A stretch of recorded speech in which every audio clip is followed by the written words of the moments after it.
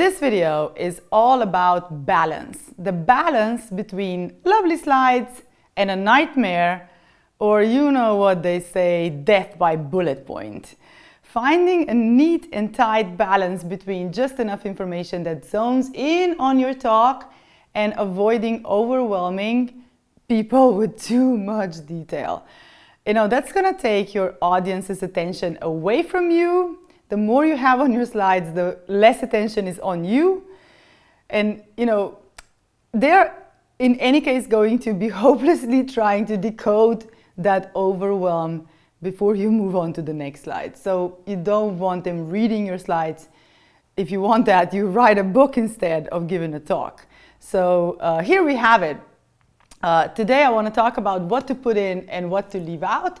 My name is Meta. I'm a professional speaker coach and trainer, and also the founder of this beautiful channel where future voices get in shape, like your voice. So subscribe if you haven't done so already. Welcome.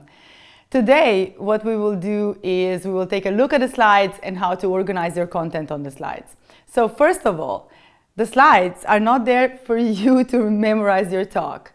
They are there for the audience to make more sense of your content. So don't confuse them even more and take their attention away from you and onto the slides. So they need to be like a helpful assistant to your talk.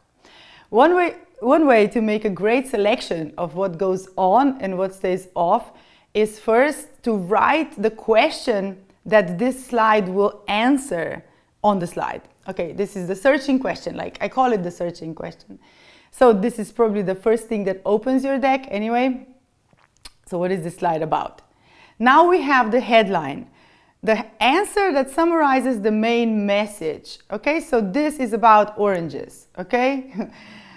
You can use an image or a graph or some detailed illustration that supports or clarifies the information that you are presenting on that slide. So we have orange written in, letters, and now we have an orange image. When you are presenting data, if you are presenting data or statistics, include them on your slide, but choose the most important main points and present them in like a visually appealing manner, such as like they have to like look good in terms of shape and color, okay? And also make sure that you position those information like first, second, third. Now we have quotes or key takeaways. They can have their own slide as they're super memorable like that, and I really love them when you have like big images, that need to be like neatly organized. I suggest using the less is more approach every time. Just go with one image that is like totally mesmerizing, and don't just like put a little image here and then there, too much things. So background images.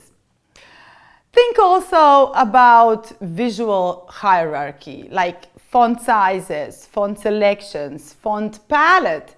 Don't over-design your slides. They can be quite minimalistic. In my experience, not even at all designed slides with very minimalistic approach is better than if you have, colors and fonts and images all over the place.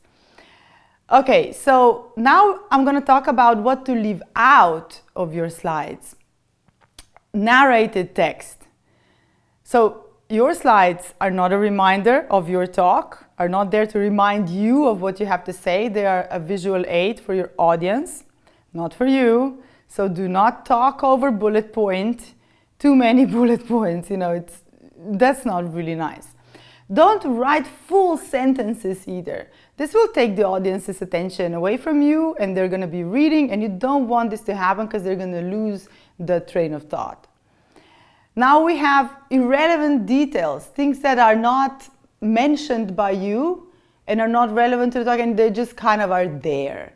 Too many different objects in the text. Like I've even seen like company phone numbers there, or some things that are in the footer of the slide, but you don't need them on every slide.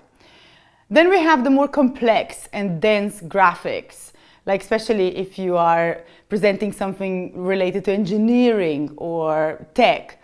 Try not to use very complex information elsewhere than in maybe PDF or handouts. Like, I think that complex infographics don't really belong on the PowerPoint. They're more like a poster or something like a handout.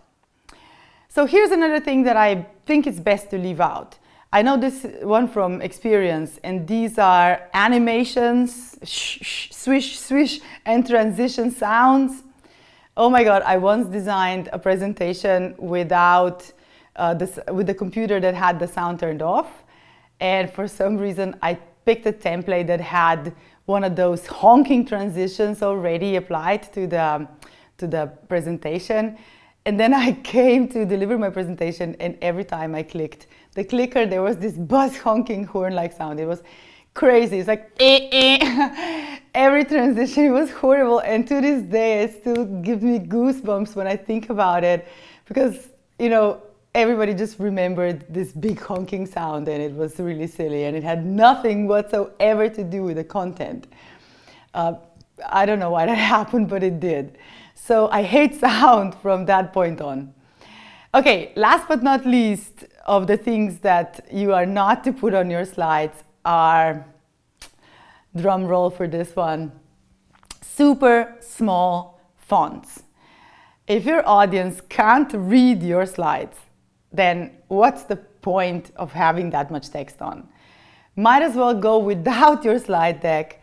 Just go with you and your voice and a prop, a demo, something that is just going to pay as much attention on you as possible. So this is what you're thinking of, you know, when you're organizing your slides. Keep the rule.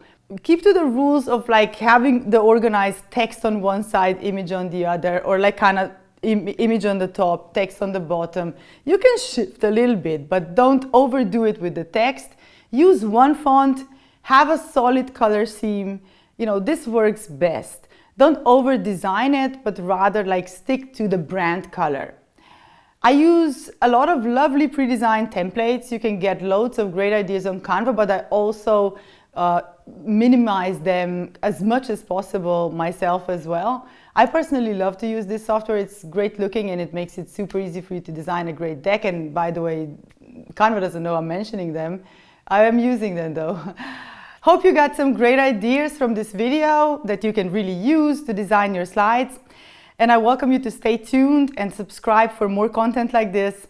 Do take care, and of course, get ready to speak soon.